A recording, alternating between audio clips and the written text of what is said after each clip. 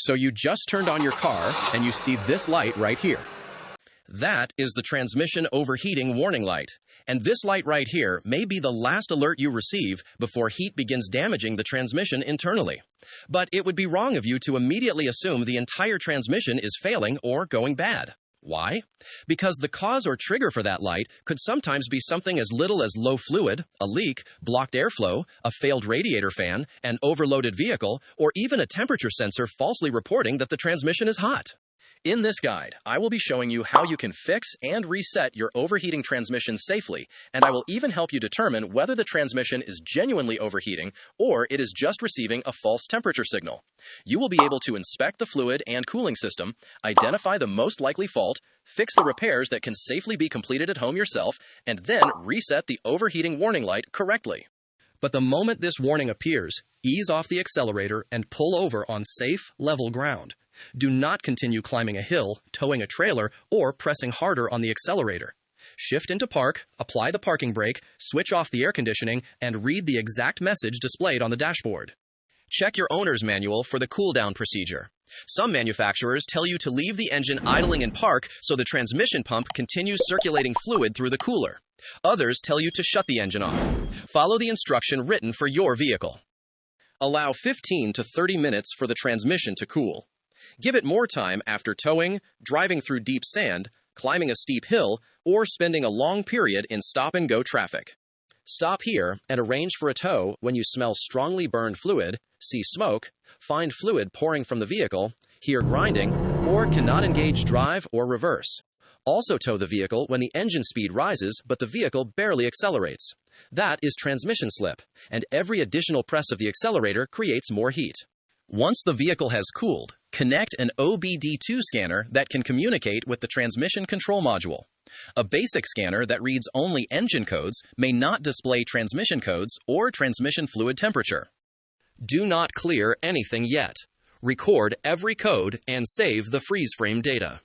P0218 normally indicates excessive transmission temperature. P0711 relates to transmission fluid temperature sensor performance. P0712 and P0713 normally indicate low and high input temperature sensor circuit faults. Manufacturer-specific codes may also appear. Now open the Live Data menu and find Transmission Fluid Temperature, usually abbreviated as TFT. The most accurate test requires an overnight cold soak.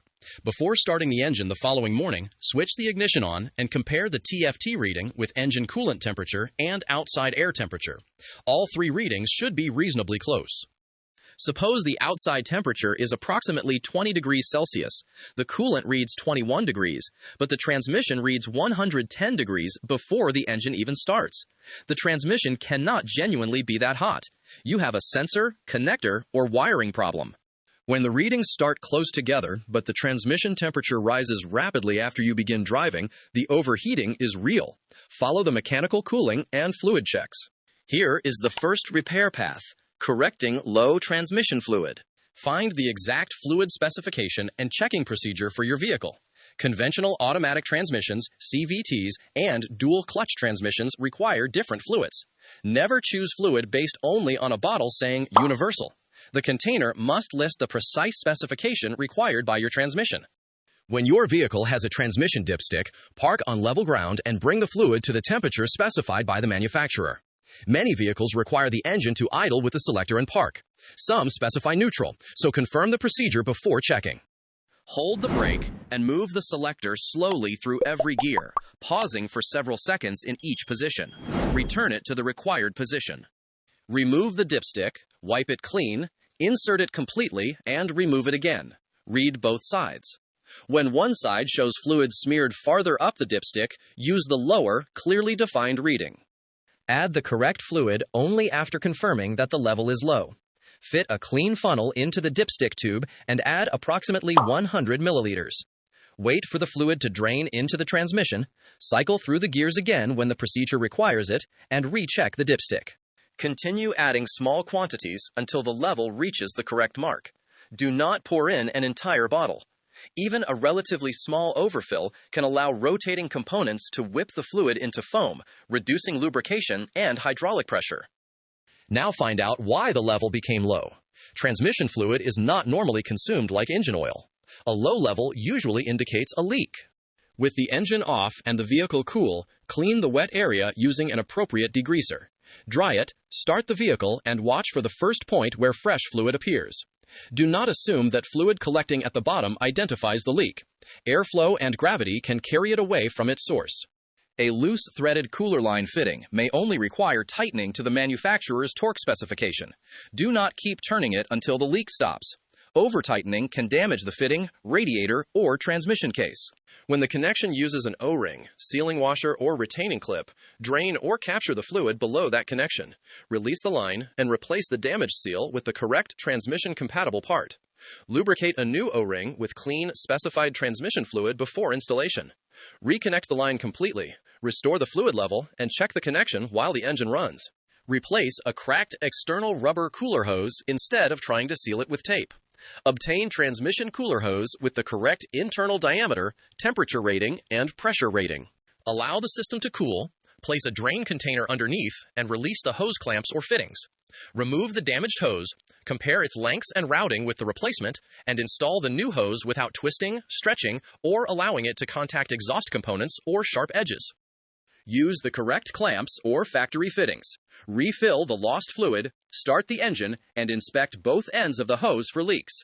Recheck the fluid level after cycling through the gears.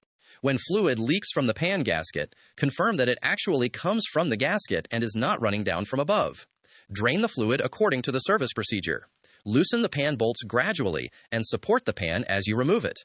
Clean the pan and mating surface without scratching the sealing area. Remove the old gasket or approved sealant completely. Clean the magnets inside the pan and inspect them for metal. Install the specified gasket or sealant, start every bolt by hand, and tighten the bolts gradually in the manufacturer's sequence and to the specified torque. Over-tightening can distort the pan and create another leak. Refill the transmission with the exact quantity and fluid required. Run the engine, cycle through the gears, and complete the final level check at the specified temperature. Leave bell housing leaks, cracked cases, and inaccessible axle or pump seals to a qualified technician. Those repairs may require axle removal or transmission removal. Do not add stop leak to avoid the repair. The next repair path covers an overfilled transmission. Confirm the level using the correct procedure. When a dipstick transmission is genuinely overfilled, use a clean fluid extraction pump with a narrow tube inserted through the dipstick tube. Remove approximately 100 milliliters at a time and recheck until the level reaches the correct mark. Do not siphon by mouth, and do not loosen the drain plug while the fluid is hot, just to release a small amount. You can remove far more fluid than intended and suffer serious burns. Sealed transmissions require a specific overflow plug procedure and a narrow temperature range. The engine may need to remain running while the vehicle sits perfectly level. Use the manufacturer's instructions, a scanner, and properly rated lifting equipment. Leave this procedure to a technician when you cannot perform it exactly. Never work beneath a vehicle supported only by a jack. Next, repair restricted airflow through the transmission cooler. Wait until the engine and cooling system are completely cold. Look through the grill and inspect the air conditioning condenser, radiator, and separate transmission cooler. Remove leaves, insects, mud, and plastic that block airflow. Use a soft brush to loosen dry debris. Then apply low-pressure water from the engine side toward the grill whenever access allows. This pushes the debris back in the direction it entered. Do not use a pressure washer close to the cooler. High pressure can flatten the fins and reduce airflow even further. Straighten a small number of mildly bent fins with a proper fin comb, working gently. Replace a cooler that is severely crushed, leaking, or corroded. Now check the engine coolant. A transmission cooler installed inside an overheating radiator cannot remove heat properly. Only open the cooling system when the engine is completely cold. Correct a low expansion tank level with the approved coolant, but also find the leak. Inspect the radiator, hoses, water pump area, and hose connections for wetness or dried coolant residue. When the engine temperature gauge and transmission temperature rise together, repair the engine cooling fault first. Now, test the radiator fan. Start the engine and switch on the air conditioning. Keep your hands, hair, clothing, and tools away from the fan. Fan behavior varies, so do not replace one simply because it does not start immediately. Use your scanner to check fan command or a similar parameter when available. When the computer commands the fan on, but the fan remains stationary, turn off the engine and inspect the fan fuse. Locate the fuse using the fuse box diagram. Remove it with the ignition off and examine the internal strip. A broken or burned strip indicates a blown fuse. Install a fuse with exactly the same amperage, not a larger one. Restart the vehicle and retest the fan. When the new fuse blows, stop replacing fuses.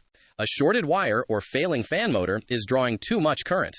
Next, locate the fan relay. When the fuse box contains another identical relay with the same part number and terminal arrangement, temporarily exchange them only when the other relay does not control a safety-critical system. Start the engine and command the fan on again. When the fan works with the known good relay, replace the original relay. Return the temporary relay to its original position. When the fuse and relay work, but the fan does not, inspect the connector for corrosion, melted plastic, or burned terminals.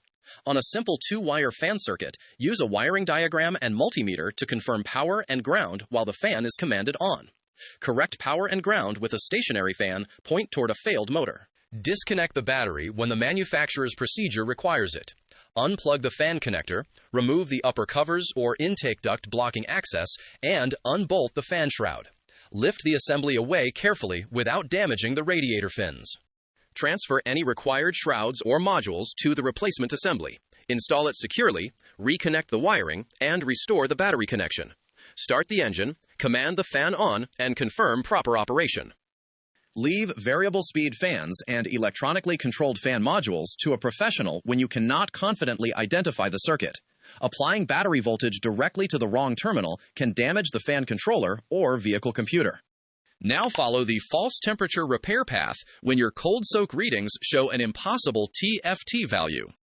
Turn off the ignition and locate the external transmission connector using reliable service information.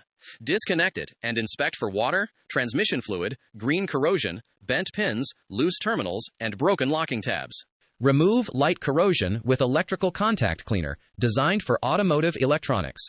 Allow the connector to dry completely. Do not scrape plated terminals aggressively or pack the connector with household grease. Repair a loose or backed-out terminal with the correct replacement terminal and crimping tool. Replace a damaged connector housing with an automotive pigtail designed for that vehicle. When you find damaged wiring, disconnect the battery as required, cut out the corroded or broken section, and splice in automotive wire of the same gauge. Use sealed crimp connectors or the manufacturer-approved splice method. Protect the repair with adhesive-lined heat shrink and secure the harness away from heat, sharp edges, and moving components. Reconnect everything, switch the ignition on, and check the live TFT value again. A reading that now agrees with coolant and ambient temperature confirms that the connector or wiring repair corrected the signal.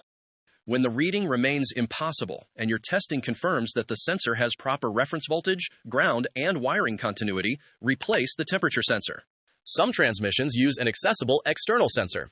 Allow the transmission to cool, disconnect the electrical connector, place a drain pan underneath, and remove the sensor using the correct socket. Compare the new and old parts, install a new specified seal, and tighten the sensor to specification. Reconnect it, replace any lost fluid, and check for leaks. Many transmissions place the sensor inside the pan as part of the internal harness, conductor plate, solenoid assembly, or valve body. That repair requires draining the fluid, removing the pan, and sometimes carrying out a relearn afterward. Do not remove the pan until you have the exact service procedure. Leave internal sensor replacement to a transmission specialist when you cannot identify the component and installation requirements confidently. When fluid level, airflow, fans, and sensor readings all check out, but the temperature continues climbing, inspect the cooler lines for crushed areas, sharp bends, or collision damage. Replace an externally damaged line with the correct formed line or transmission-rated equivalent. An internally blocked cooler, weak transmission pump, slipping torque converter, or worn clutches requires cooler flow, pressure, or slip testing. Stop driving and arrange professional diagnosis. These faults cannot be repaired honestly with a warning light reset. After completing the applicable repair, bring the transmission fluid to the correct level and inspect every opened connection for leaks. Now, reset the warning properly. Connect the transmission-capable scanner and verify that the TFT reading is reasonable. Confirm that no immediate sensor circuit code returns. Select Clear Codes only after recording the original codes and repairing the fault. Switch the ignition off for approximately 30 seconds. Restart the engine and scan every module again. Investigate any code that returns immediately. Do not disconnect the battery simply to erase the light. That can remove diagnostic evidence, reset emissions monitors, and disturb learned transmission settings without repairing the cause. Do not select Reset Transmission Adaptations unless the manufacturer specifically requires it after the repair you performed. Clearing trouble codes and erasing transmission adaptations are different procedures. Finish with a controlled road test. Before moving, confirm that reverse and drive engage without a long delay or harsh impact. Accelerate lightly on a level road while watching the live transmission temperature. The temperature should rise gradually and then begin stabilizing. Stop immediately when the warning returns, the temperature continues climbing rapidly, the transmission slips, or you feel severe shuddering. After the test, check the repaired area for leaks. Verify the fluid level using the correct procedure and scan the transmission again. Normal shifting, a stable temperature, and no returning codes confirm that the repair worked under the conditions tested. The repair depends on what you find. Restore a low fluid level and fix its leak. Remove excess fluid. Clean the blocked cooler. Replace a failed fuse or relay. Restore fan operation. Repair a corroded connector. Fix damaged wiring, or replace a confirmed faulty sensor. Only after completing that repair should you clear the warning. That is how you fix and reset a transmission overheating light instead of merely hiding it until the transmission overheats again.